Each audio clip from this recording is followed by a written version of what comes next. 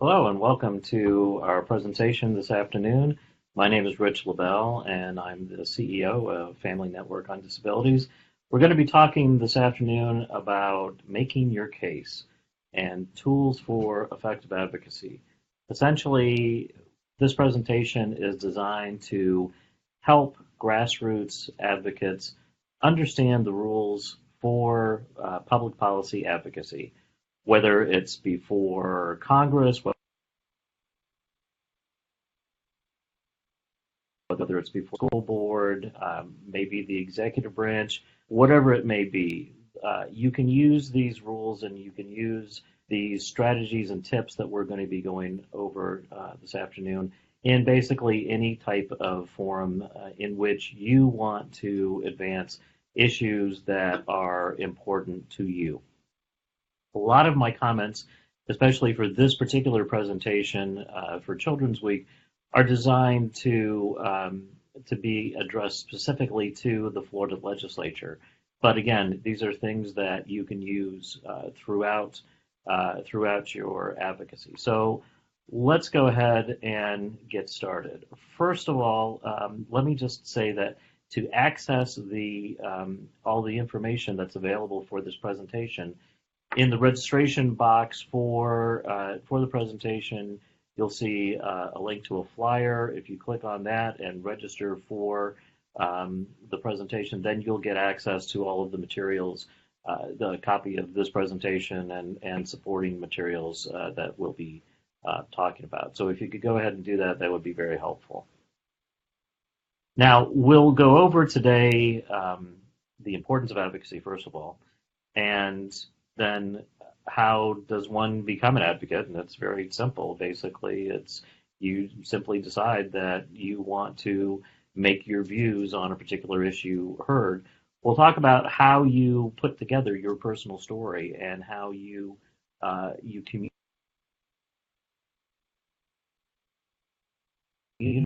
the core of your personal advocacy effort. And then we'll go over some tips and strategies in terms of dealing with policymakers, dealing with legislators, dealing with their staff. Before we start, I want to make sure that the most important thing here is that you are registered to vote. If you're not registered to vote and you're 18, make sure that you do get registered to vote. Make sure that you get your friends and family registered to vote, and that you do that as quickly as possible. Why? It's a very simple reason. Voting is one of the two most effective ways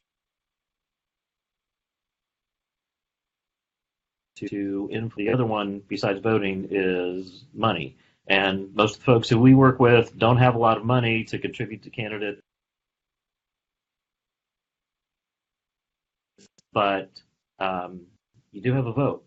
And a lot of the elections in our communities and in the state and in the country are decided by a handful of votes. For those of you who remember the 2000 election, it came down to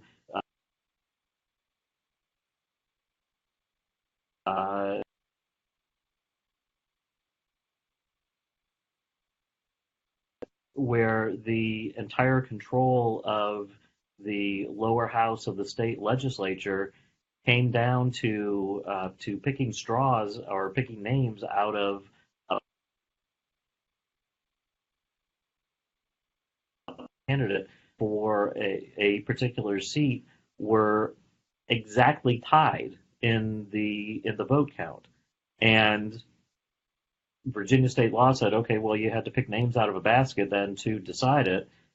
They did that, and that one seat decided, okay, which party was going to control the lower house of the legislature. So everybody's vote counts, and you never know from one election cycle to the next where your individual vote might be literally the deciding vote in a particular election. And again, if you have yourself registered, if you have your friends, if you have your family registered, those who work with you to care about and work on a particular issue, then when you go and meet with legislators, when you go and meet with their staffs, and you can say, look, it's not just me that I'm talking about. It's not just me that I'm representing here, but I'm, here on behalf of a number of other people who are all registered to vote and their families.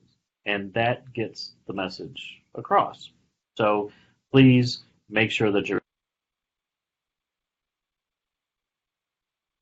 registered to vote. My favorite bumper sticker is one that says, the world is run by those who show up. And that is absolutely true when it comes to policymaking. The importance of that is hard to overestimate. I heard from a senior staff member to a senior member of Congress a few years ago, who said that if she and the other members of the congressman's staff, and this was a nationally known member of Congress, if they heard from more than 5 or 6 people on any particular issue, whatever it might be, then that went immediately onto their hot list, their watch list, because hey, people care about this particular issue. On most issues, she said that they don't hear from anybody. They don't hear from constituents. The only people that they hear from are paid lobbyists who are there to try to persuade the congressman one way or another. So you show up, you make your voice heard, you make your concerns heard, have an influence in public policy. It's that simple. I've been very fortunate here in my work with FND, and prior to this, I've been involved in the advocating before the legislature and before Congress for virtually my entire adult life, and I've been very fortunate to be the part of a number of efforts where we have gotten legislation passed, or we have stopped legislation from being passed that would have been harmful to our community, and we've made real progress, and we've made real changes. The rights and the lives of people with disabilities in particular, and again, that's just because we chose to get involved, not because we have any particular connections or anything like that, but we chose to make that difference, and you can do the exact same thing.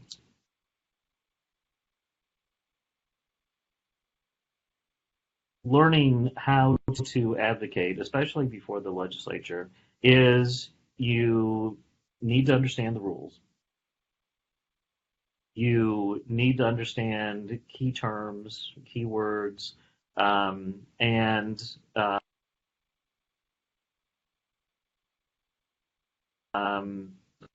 initially it's important that going in, it's like, okay, well, this, you may feel that, wow, this can be overwhelming. I don't know where to start. Well, again, the first step is just making your views heard. And then how do you go about that? How do you go about that effectively? You need to know what the rules are, and you need to know how the process works, basically. So, the civics class in high school that you took,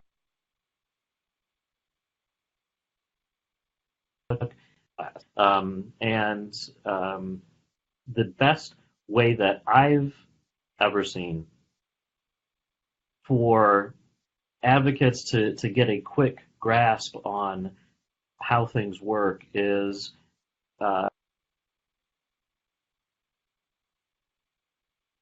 link up with, and in Tallahassee and in Washington, there's all sorts of folks around who, if you buy them a meal or buy them a drink, if that's what you'd like to do, they can give you a 30-minute rundown brain dump on, hey, this is how things work. These are the folks that you need to talk to. This is how you need to track it. These are the important deadlines.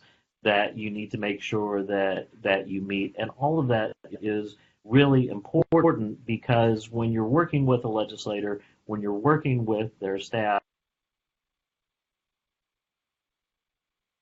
that they swim in. That's the process that they live by. And you're going to need to know the written and the unwritten rules. And really, it's the process of how things work and how things are actually done. So I'll give you an example of an unwritten rule in the Florida legislature. Um, the If you are advocating on an issue and you draft some legislation and you find a sponsor for it in the House of Representatives, that's great, fantastic. However, if you don't also find a sponsor in the Senate for the identical bill or very close to the identical bill of what you want to have in the House, then that's a big problem.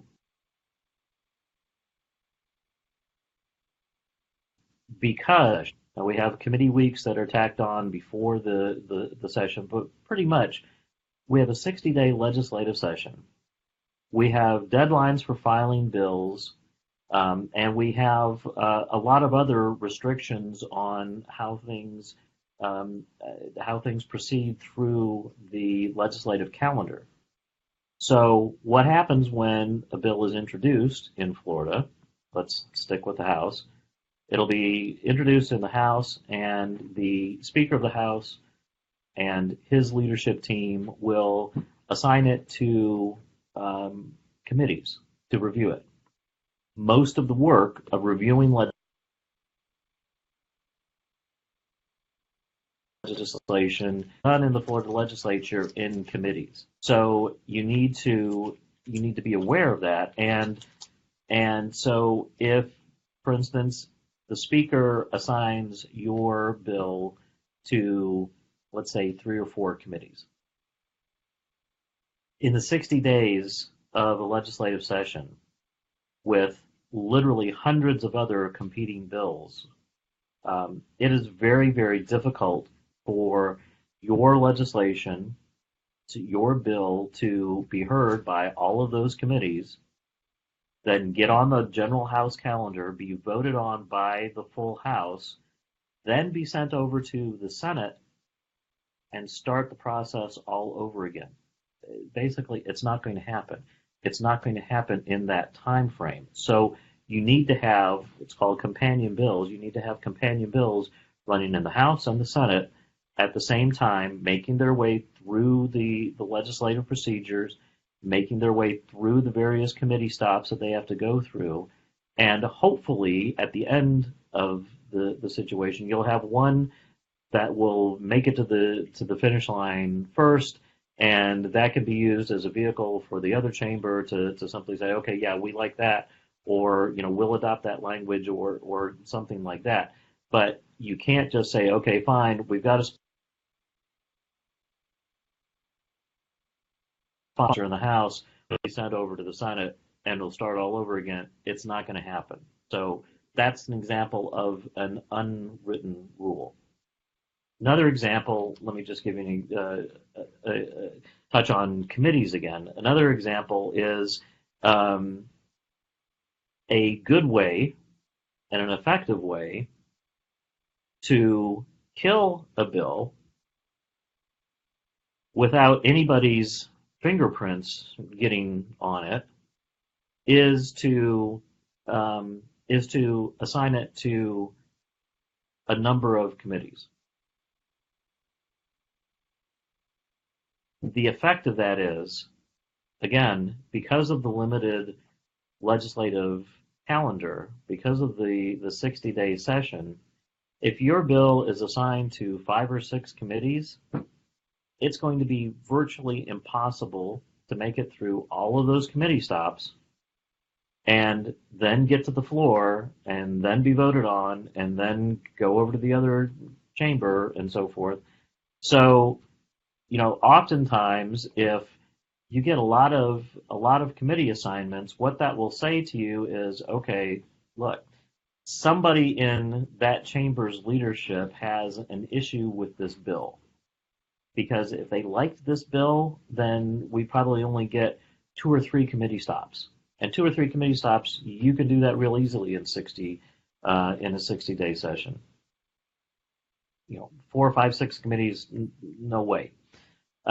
So that's an early indication to you that you should try to find out what's going on there.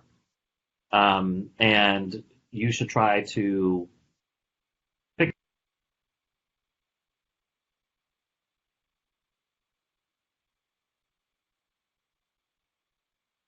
fix what your legislation. Maybe there's an issue that the leadership has with your sponsor, your chosen sponsor of the legislation. That's entirely possible. Maybe it's to do with something entirely unrelated to your bill. But whatever it is, it's holding up the progress of your bill, so you need to find out what it is and do whatever you can to correct it as quickly as possible. Because again, the clock is always ticking in the legislature. So be aware of that. Now, when you're meeting with legislators, and I see this a lot with advocates who come to Tallahassee or who go to Washington to meet with their congressional representatives, you may feel very strongly that your issue is so important that you need a minimum of an hour of your elected representative's time to really fully discuss this issue. And that may be perfectly appropriate. That may be what it takes to really delve into the issue and make sure that they understand why you feel the way you do and how important that this is to you. The reality is, especially in the legislature and oftentimes in Congress, when Congress is in session, you're not going to get anything close to an hour's meeting time. My rule is take whatever you get. If you say, I want an hour's time, and they come back and they say, well, the senator does not have any time to meet with you, but you can have 5 minutes to meet with one of their aides, take it. Take it and run with it. It's not personal. They're not saying they don't like you, they don't like your issue. It is simply a function of, hey, we have very, very limited time. We've got lots and lots and lots of folks who want to talk to us. So we need to make sure that we use that time as efficiently as possible. That's what it says. So just be aware of that and know that again, it's not personal. Take what you can get and make the absolute most of it. When you go into a meeting with a legislator, make sure that you know your stuff. Make sure that you know your stuff frontwards and backwards. You're going to have time to do research. You're not going to have time to look stuff up. Again, that representative, that senator may only have 5 minutes for you. The staff member may only have 5 minutes for you. You're going to have to hit the highlights. You're going to have to hit your strongest points to get them to support whatever it is that you want. And it's going to have to be quick, and there can be no doubt. And like I said, no scrambling around trying to find information. You need to know your stuff cold. Now, that has been said, critical, so that if you get asked a question, either in a meeting or in an email or a call or whatever it is, if you get asked a question that you don't know the answer to, do not make up an answer. Do not pull it out of the air. Do not say anything that you're less than certain about. There is absolutely nothing wrong with you saying, I'm not sure, but let me look that up and I'll get back to you. And then make sure that you do exactly that you find out the answer and that you get back to whoever it is that has posed that question to you, because that is crucial. If you pull something out and just say, "Oh, the answer is X," and it turns out the answer is not X, that can be a big problem, because again, the legislative staff doesn't have the time to go behind you and check what it is you're saying. The representative or the senator doesn't have time to do that. And if they sign on to support your cause, they're going to be using those types of facts, those types of nuggets to persuade others and to persuade their colleagues to vote the way you want them to and that they want them to support this issue. So if you give them some information that is incorrect, then that can blow up in their face. And if it blows up in their face, you have a huge problem on your hands. Because the last thing that you want to do is lose your credibility. And Tallahassee, the legislature especially, is a small town. Congress is a small town, believe it or not, and word gets around really, really quickly. That if John Smith is up there and he said something to Senator so and so, and that was incorrect. It was just something he made up, or it was not accurate, and the senator went on the Senate floor and got up and said, "Oh no, here, this is, I can show that what you just said is absolutely incorrect. Just go home. You will have lost your credibility, and there is no point in continuing your advocacy efforts, at least for that legislative session." So that's very important. When you're meeting with legislators, and again, if you just get time to meet with their staff, that's perfectly fine. And lots of times, I prefer to meet with members of their staff, because lots of times they are the policy experts on a given topic, and they will get into the nitty-gritty with you, and there's also no fluff around it. When you're meeting with the elected representative, lots of times it will be along the lines of, "Hey, how are you doing? How are you finding things in Tallahassee or in Washington? Tell me about your organization, on and that sort of thing." Much more of a personal engagement rather than dealing with the issues. And sometimes that's intentional to run out the clock.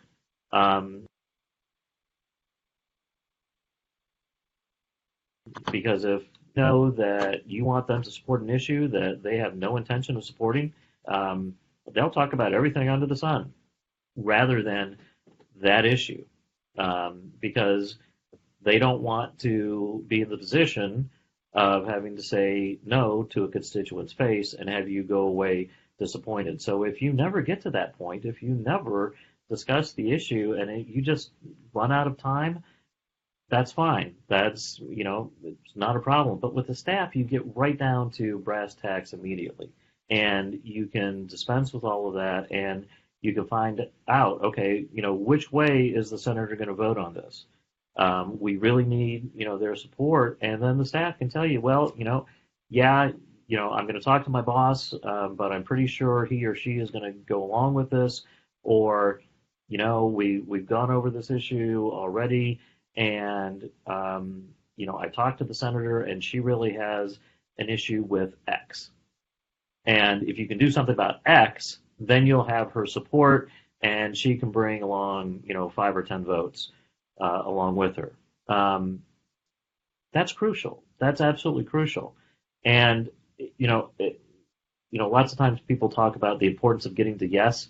I like to talk about the importance of getting to no when we're dealing with legislative matters, because again, in the legislature and in Congress, people don't like to say no to your face, regardless of who they are. So they will vote against your bill. They will not support it. They will try to kill it, but they don't like to tell you that oftentimes to your face.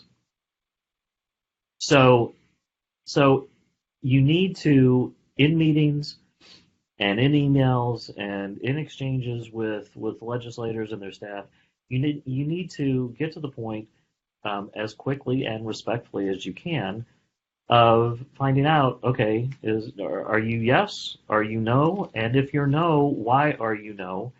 Because if they're no, lots of times, over 95% of the time, I would say, lots of times, it's about something that is absolutely unimportant to you.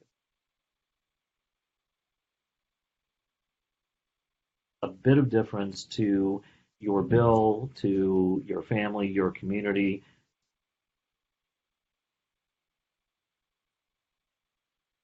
But so they may say, hey, look, I like this bill, but I just can't support it because of take it out, or we'll change it. What do you want it to say? Not a problem. We'll agree to that. Great, fantastic. You've got my support, and there you go. But if you don't get to that point, if you don't find out there's a definite yes or there's a no, and then what's the problem? If you never get to that point, you will not be nearly as successful as you could be. So, I've heard many people say, "Oh gosh, I don't want to hear them say no. I don't want them to tell me no, they're not going to support my bill." You need to find that out. And if you really can't stand somebody saying, "No, I'm not going to support your bill," you shouldn't be doing this kind of advocacy. Um, Several years ago, we were working on legislation to ensure voting accessibility for persons with disabilities. And our running joke was, if we didn't have, three or four people, all the time telling us that our bill was dead, we started to feel nervous. Um, and the bill passed both houses unanimously, by the way, and was signed into law by Governor Bush. But that was the kind of atmosphere, and that is the kind of atmosphere you can operate in lots of times. And you take things step by step by step. So you get and you work the committees, and you get through one committee and you go on to the next committee, and so forth until you get all the way through and you get to the end. And we had always said about that bill in particular, if we can just get it onto the floor, it's going to pass. People are not going to vote on the record against this piece of legislation. And even though we had people telling us all the time, oh no, it's dead, it's dead, it's dead, never going to go anywhere, we got it to the floor, and that's exactly what happened. It was unanimous, and people did not vote against it because either party, they didn't want to be against that kind of legislation.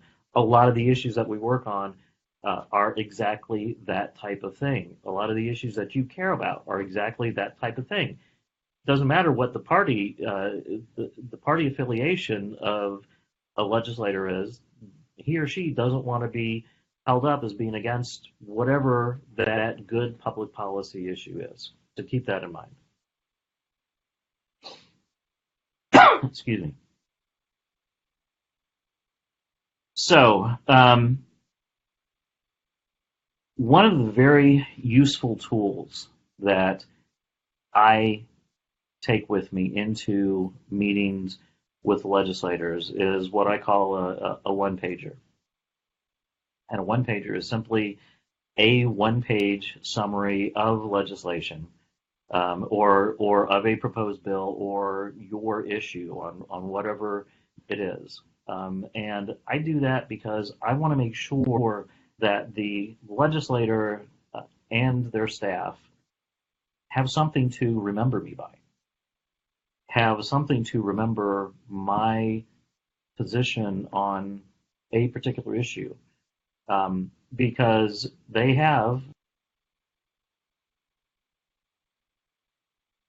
literally hundreds. And if you go in and you meet with them and you spend 5, 10, 15 minutes, maybe even a half an hour with them, and you walk out, there's a bunch of people sitting outside their office still waiting to talk to them.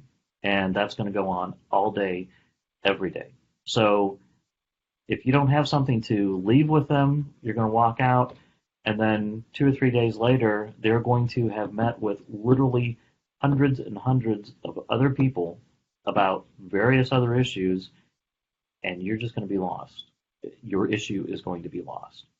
They'll be like, oh, yeah, who was that who was in here? What was that they were talking about? Yeah, there was something about this particular bill, and then it's on to the next thing. So I have a simple one pager. I put our organization's logo up at the top. I put my name, my title, my personal contact information, including my cell phone, right underneath that. And then I have a simple statement of this is the issue.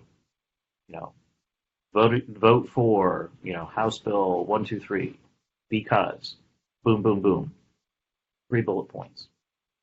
No more than 5 bullet points on any particular issue.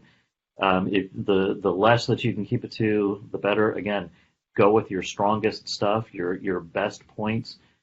Make it as simple as possible. This is not the place for citing paragraphs of policy statements and so forth. So make it as simple as possible. And then again, what I like to close with is my name, my logo, my contact information. Again, I want there to be no mistake about who it is who's been there to advance this issue and how to get a hold of me. For good or for bad, if they don't want to support the issue, they don't want to support the issue, but I want them to remember that this is who I am, this is what I was advocating there for. So please keep that in mind. Offer to be a resource for the individuals. Offer to be a resource for staff members. Offer to be a resource for legislators. In the Florida legislature, particularly, staff positions are very, very limited. A House member may have, unless they're in a senior leadership position, they may have one staff member who may well have been their campaign manager, a crucial part of their political organization, their political family. So they don't have a lot of resources, and again, don't have a lot of time to be chasing down various things. What I typically do when I go into a meeting is, I'll say to the staff member, "Thank you very much. I really appreciate you taking the time to meet with me. Family Network on Disability, we serve your constituents who are persons with disabilities and their families and the professionals who work with them. Please let us help you serve those constituents. If you have folks who we can help, questions about issues that come up that are affecting your constituents with disabilities or their families, please give us a call. We can help you with that. We've got, again, over 30 years of experience, and we are part of national networks that we can draw on to help." That is excellent, and that is a tremendous help to the policymakers and their staffs. Also, in the course of meeting with legislators, the tone of the meeting is important. One of the things, even if it is a contentious meeting, one of the things that I like to make sure I do at the beginning, at the end, is to thank them, and it's simple courtesy. Thank them for meeting with us. Appreciate it. And if you've got time, take a picture with them. And well, why do you want to do that? Well, that says a couple of things. Well, it's a great way to end a meeting, because what happens when you're taking a picture? What does everybody do? Well, they're smiling. So you're ending on an upbeat note, even again if it's been a contentious meeting. But that also says to them, "Oh, that's right, we're taking a picture here." So they're going to have proof that they have met with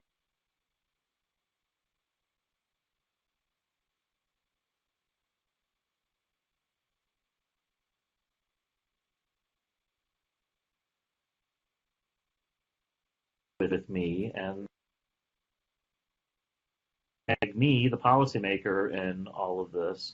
And then what goes above or below that picture of us all is going to be up to them, the advocates, when they walk out of here. So it again is a subtle way of reinforcing the message to the policymaker of, hey, you've got folks who are very concerned about this issue and who are watching. They're watching what you do. They're watching what position you take. And they're communicating that to their friends, their families, members of their communities, the folks online, the folks in social media. So it's a very, very effective way. Excuse me. I've talked in the past about, again, having ways of making sure that you're remembered. You'll see lots of folks use props of various things. Maybe it's a funny looking hat, maybe it's a huge button. One of the most effective props I've seen,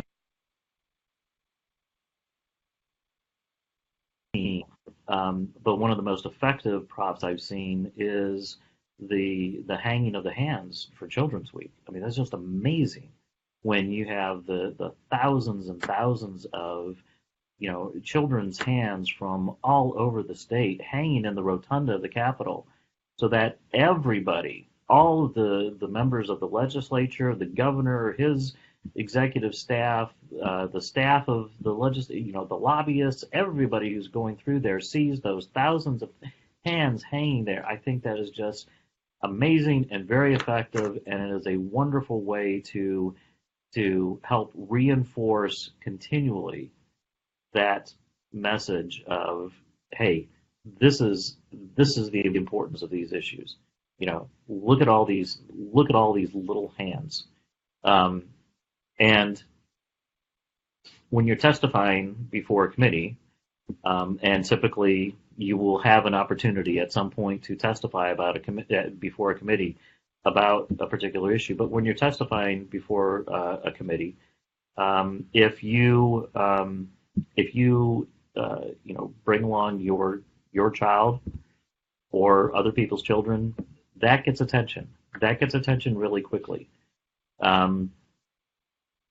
Members of the committee will be typically on their best behavior when there are children there. And again, I don't mean that disrespectfully, but lots of times you will see, if you're up, standing up testifying in front of a committee, you'll see the members of the committee maybe, talking to their staff members, talking to each other,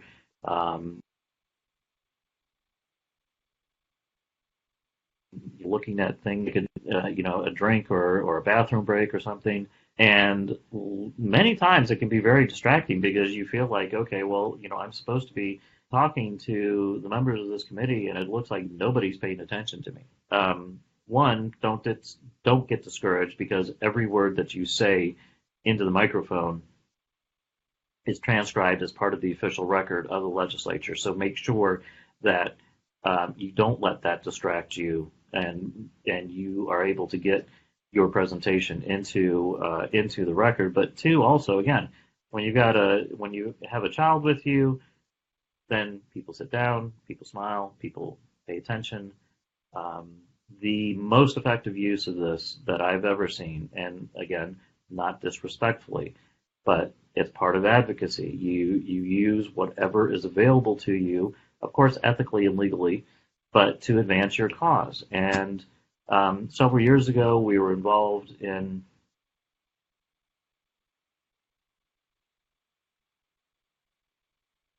the effort to get passed to require insurance companies to cover certain therapies for kids on the autism spectrum. And there was one single mother there who had driven several hours, and she had her 12-year-old daughter, I believe, there with her. And the mother got up and gave a very impassioned presentation to the committee, told them what this was really doing to her family and what the potential coverage could really help do for her family. And then she asked her daughter to sing a song. The young woman sang a song. Um, Everybody was in tears. Uh, everybody, sitting in the audience in the committee room, all the members of the committee. It was a very, very moving moment, and it became, astronomically and exponentially more powerful because a couple of minutes after she finished the song, the doors at the back of the committee room, were open. Governor Crisp came to the podium and said, "I was, watching this young woman in my office on the Florida channel, and I can't say this, any more eloquently. You need to support this bill. You need to vote for this bill." And bill passed the committee unanimously. Um, that's the power that these types of things can have, and you can harness that power. You can do exactly that, and again, it's go from one stage to another to another. Now, oftentimes also, let me talk about committees for just another second. When you are preparing to go to Tallahassee or go to Washington, but especially from Tallahassee, um, and you may be testifying before a committee.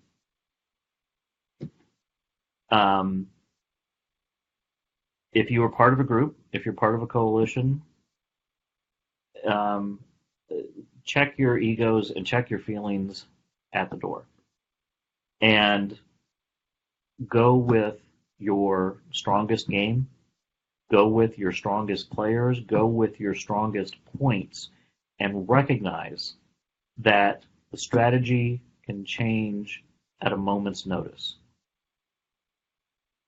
Don't get hurt, don't get offended, and don't take it personally, regardless of how many hours you've traveled, how many miles you've traveled, how much time you may have spent in putting into preparing for your testimony before a committee.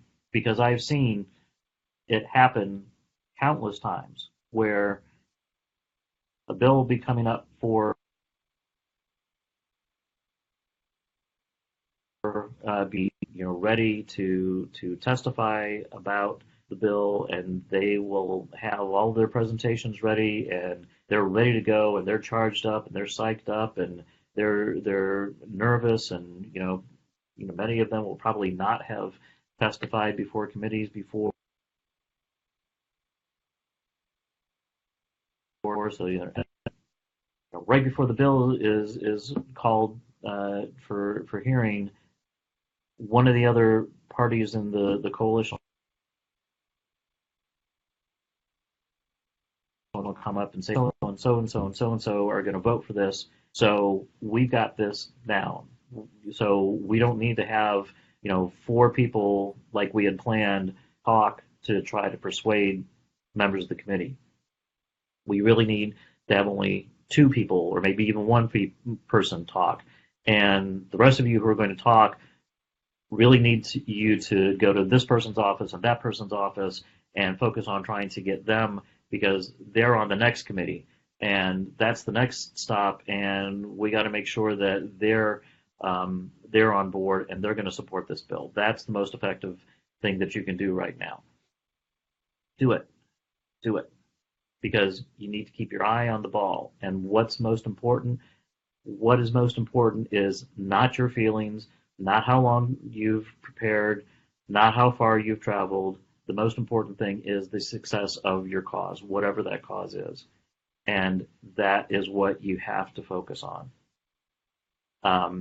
So that is incredibly important. Now, in preparing to tell your story to legislators, and how do you get organized?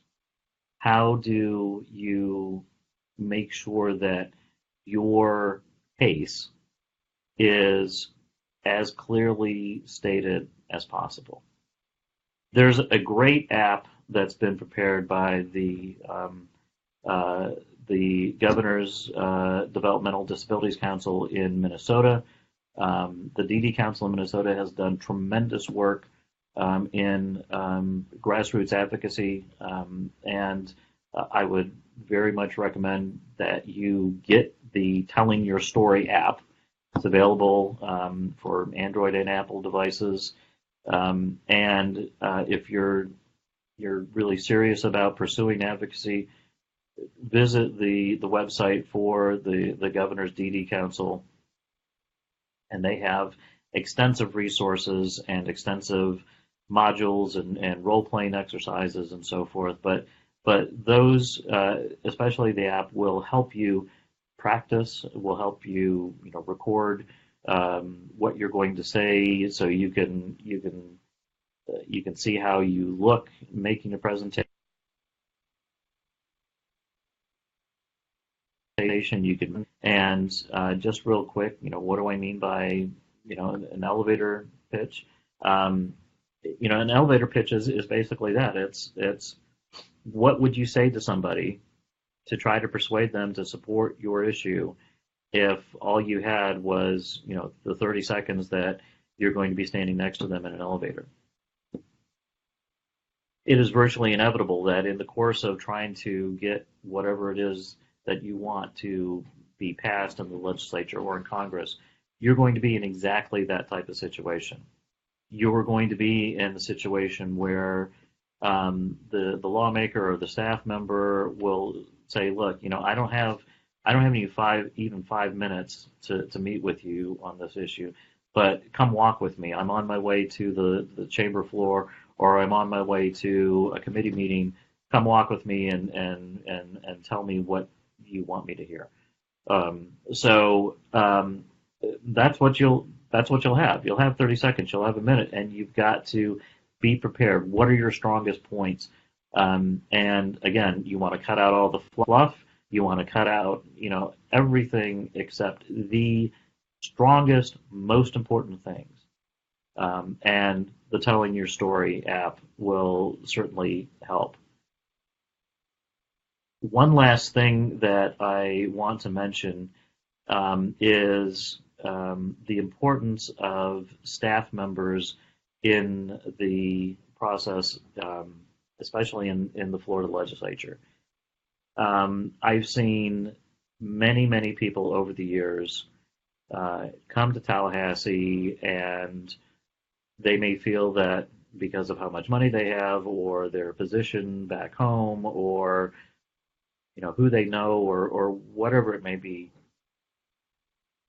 that they can come into the legislature and start trying to push people around. That's never a good idea. It's not polite. It's not good manners. And you will be amazed how much of the business of the legislature gets by and is done simply on the basis of good manners, but especially with staff members.